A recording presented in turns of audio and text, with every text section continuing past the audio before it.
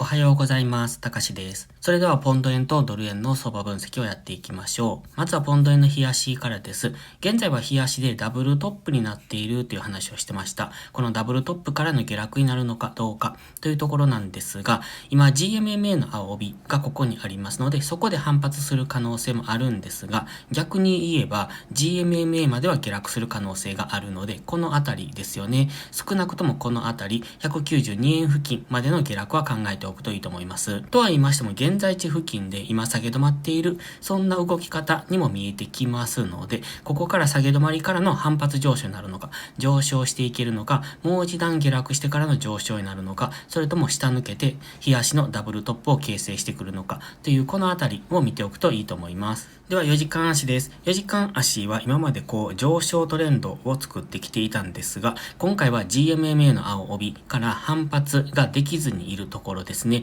ですので、今のこの動きですと、こういう動きを想定しておきたいです。そうすると、日足の GMMA ぐらいまでこの辺りにあるんですが、下落してくるかなという、そんな動き方になってきます。ただ、今は揉み合いですので、上がるのか下がるのかっていうのがわかりませんので、この揉み合いですね、ここでのレンジを上に抜けるのか、それとも下に抜けるのかっていうところを待っておくのが安全です。では、1時間足です。基本的に4時間足、先ほどのレンジがここですね。なので、このレンジをどちらに抜けるのかっていうところを見ておいてください。単純に考えると、昨日の高値ここですね。そして昨日の安値、このあたりを意識しておく。上抜ければ上についていけばいいし、下抜ければ下についていけばいいんですが、昨日の安値下抜けたところっていうのはここ黄色のゾーンを作りましたが、この辺は抵抗体と考えておりますので、下落についていく場合は、昨日の安値ではなくて、この黄色のゾーンを明確に下抜けてからの方がいいと思います。だいたい 192.3 付近、ここですね、を明確に下抜けてからの下落についていく。どちらかというと、この辺はゾーンとして、ここからは反発しやすいところという風に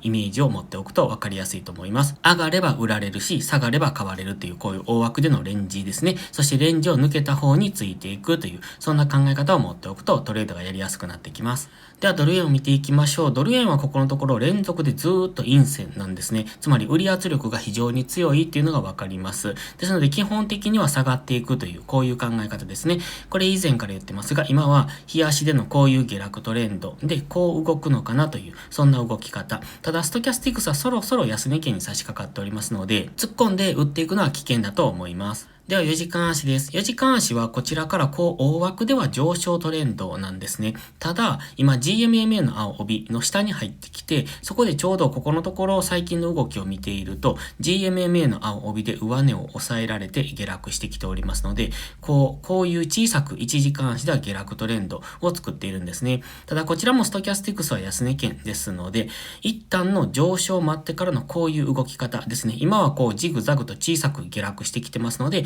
一旦今のところ下げ切っている、今昨日の下落でストキャスティクスが安値圏にあるってことは下げ切っているってことなので、今はジグザグと波を作って下がり切ったので、一旦上昇するのを待って次の下落ですね。このあたりまで142円付近までの下落を見ておくといいと思います。では1時間足です。1時間足昨日もわかりやすいですよね。GMMA の青帯から下落というわかりやすい動きをしておりますので、基本的には GMMA の青帯が下向きですので下落トレンド中、そして GMMA の青帯付近からの戻り売りっていうところを見ておくと分かりやすそうです。現在昨日ここで小さく15分足でダブルトップを作って下落してきているんですね。これ15分足見ていただくと本日の朝の下落っていうのも非常に分かりやすいと思います。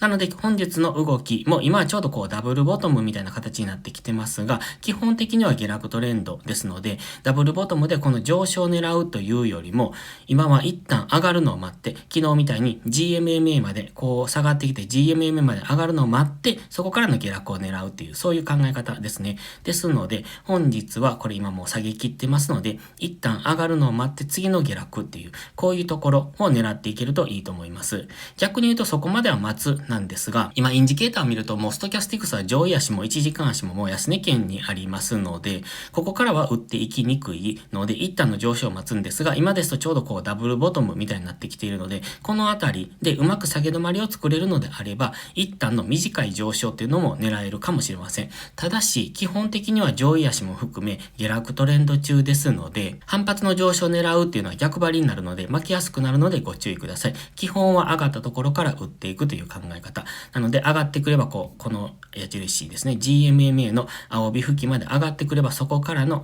からの下落に乗っていく。そして今ちょうどここダブルボトムみたいになりかけてますが、ここを下抜けてからの下落についていくという、こういう動き方ですね。この矢印のイメージを持っておくといいと思います。逆に一時監視の GMMA 上抜けてくると上昇しやすく、一時的には上昇しやすくなりますので、この辺ですね、この赤い水平線付近を上抜けてくると一時監視の GMMA も上抜けてくるので、その辺の動きを見ておいてもいいんですが、基本的には戻り売りで見ておく方がやりやすいと思いますので、その辺参考にしてみてください。そしてアラートを仕掛けるのであれば、この赤い水平線ですね、この安値とか、そして昨日の高値、このあたりを意識しておいてほしいので、昨日の高値付近、もしくはこの安値付近にアラートを仕掛けておいて、このあたりまで戻ってくれば、ちょうどそこが GMMA 付近になりますので、そこまで戻ってくればアラートを仕掛けておいて、そこからの戻り売りをやっておくといいと思います。トレーディングビューではアラートを簡単に設定できますので、またご利用でない方はもしよければ概要欄の URL から無料登録をしてみてください。それでは本日は以上です。現在 FX 初心者の方に向けて Note のメンバーシップの会員を募集しております。毎朝更新の詳細な分析、そして週末の限定動画での FX スキルの向上を目指してみてください。朝の分析の中にもかなり多くの情報量が入っておりますので、FX は知識を持っていないとなかなか勝つのは難しくなってきます。朝の分析をながら聞きするだけでもその知識が蓄えられるような内容となっておりますので、FX を基礎から学びたい方はぜひ一度ご利用ください。それでは本日も最後までご視聴ありがとうございました。たかしでした。バイバイ。